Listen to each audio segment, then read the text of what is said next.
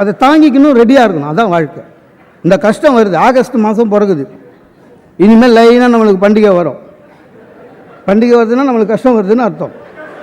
ரெடியாக இருக்கணும். இப்போ கிருஷ்ண ஜெயந்தி வரும். போன வருஷம் கிருஷ்ண ஜெயந்தி என் ஒய்ஃப் எல்லாம் ரெடி பண்ணி வச்சா. சும்மா இல்லாமல் நான் பலகாரம்லாம் செஞ்சுட்டேன், போய் எங்கள் அம்மா அப்பாவை பார்த்து ஒரு ஆசீர்வாதம் வாங்கிட்டு வந்துடலாமா என்ன, அவ்வளோதான். ஏன் நல்ல நாள் போகலாமேண்ணா வந்தான். ஏன் தான் இந்த கிருஷ்ண ஜெயந்தி வருதோன்னா, அப்புறம் வழியெல்லாம் கிருஷ்ணரை திட்டினே வந்தான். அந்த ஆள் பிறந்ததுனால தானே இவ்வளோ பிரச்சனையும். போனோம், நமஸ்காரம் பண்ணான். அதெல்லாம் சொன்னான், செஞ்சான். நமஸ்காரம் பண்ணான். எங்கள் அம்மா சும்மா இருக்கலாமா, நல்லா இருன்னு சொல்லி விட்டுட்டு இருக்கலாம். எங்கள் அம்மா எஸ் வரலட்சுமி மாதிரி இடுப்பில் கை வச்சுக்கின்னு, மாமியாரும் உனக்கு அம்மா மாதிரி தான், மனசில் வச்சுக்கோன்னு கொடுத்தாங்க பஞ்சு. அவள் எழுந்து என்ன முறைக்கிறா. முறைச்சிட்டு எங்கள் அம்மா சும்மா இல்லாமல் சீடை எடுத்து வாயில் போட்டு, என்ன செஞ்ச சீடை, என்ன படிச்சுருக்கிற நீ, எங்க அண்ணா யூனிவர்சிட்டியில் சீடை செய்யறதுக்காக சிலபஸில் இருக்குது. அதை விட என்னன்னா, அதை கடிச்சு பார்த்துட்டு நான்லாம் அந்த காலத்தில் எவ்வளோ நல்லா செய்வேன் தெரியுமான்னு போய் நான் எங்கள் அப்பாவை பார்க்குறேன், அவர் என்ன பார்க்குறாரு. நான் அப்புறம் அந்த செவத்தில் இருக்கிற எங்கள் செத்து போன தாத்தா ஆயா போட்டோலாம் வேடிக்கை பார்த்துருந்தேன், ஒன்றும் தெரியாத மாதிரி. நிறைய பேர் வீட்டில் இன்னும் சீடை செய்ய தெரியாது, தெரியும்ல.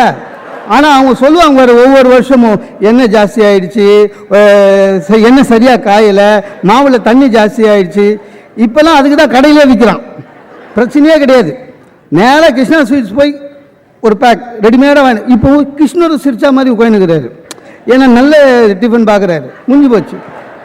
இது பரவாயில்ல. அதுக்கடுத்து நவராத்திரி வரும் பாருங்க, அது இன்னும் அநியாயம். ஒவ்வொரு வரையும் நவராத்திரிலாம் நான் சாவேன். ஆமாங்க, பரமனையிலேருந்து அந்த படிக்கட்டெல்லாம் எடுத்து 2 நாள் சீயல் போட்டு அதை பெயிண்ட் அடித்து பொம்மையெல்லாம் தொடச்சி வச்சு சாஸ்திரப்படி புது பொம்மை ஒன்று வாங்கி வச்சு, இதை விட மேலே வீட்டில் நவராத்திரி ஜாக்கெட்னு ஒன்று இருக்கும், கொடுத்தது வாங்கினது ரவுண்ட்ஸில் போனது, ஒரு 100 ஜாக்கெட் இருக்குது எங்கள் வீட்டில். அதெல்லாம் எடுத்து உதறி அயன் பண்ணி நானும் என் பையனும்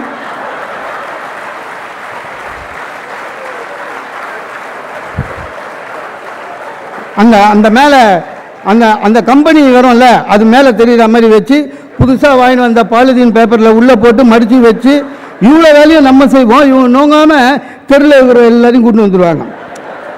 அது கூட பரவாயில்லைங்க. வர்றவங்க வந்தோம் சுண்டல் சாப்பிட்டோம் வீட்டுக்கு போகணுன்னு கிடையாதுங்க.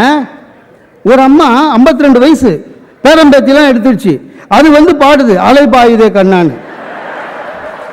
3 வருஷமா அதே பாட்டை பாடுதுங்க, ஒரு வாட்டியும் சரியாக பாடல.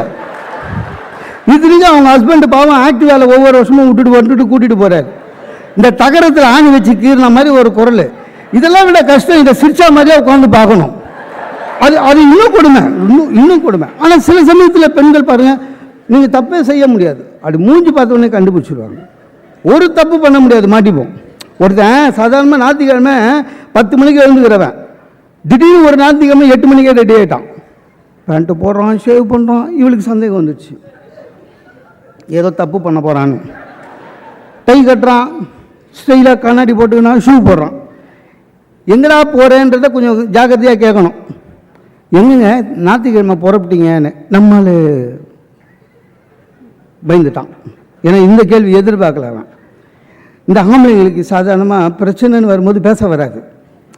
இப்போ சண்டைன்னா கூட பேச வராது, தெரியுமா? பெண்கள் அப்படி இல்லை. இப்போ சாதாரணமாக வீட்டுக்குள்ளே சண்டை போட்டால் கூட சண்டை ஆரம்பிச்சோன்னே ஆம்பளை கேட்பான், கட்சியா நீ என்ன சொல்கிறேன்னு. சண்டையே ஆரம்பிக்கல இன்னும், லாஸ்ட்டாக என்ன சொல்கிறேன்னுவா பிகினிங் இல்லையா.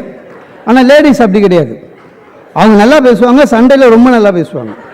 கிமு கிபி எல்லாம் வரும். அன்றைக்கி கூட நீங்கள் திட்டினீங்களே ஸ்கூட்டர் எடுக்கும்போதுன்னா நமக்கு பயமாக இருக்கும், ஏன்னா டெய்லி மனசுக்குள்ளே திட்டுறோம். என்ன ஆச்சுன்னு. இது எங்கன்னா பொய் சொல்ல வராது தப்பு பண்ணும்போது.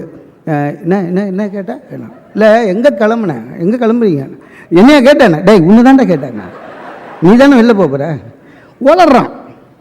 ஒன்றும் இல்லை, எங்கள் சேர்மன் டெல்லியிலேருந்து வராரு, ஏர்போர்ட்டுக்கு போய் ரிசீவ் பண்ணோம்.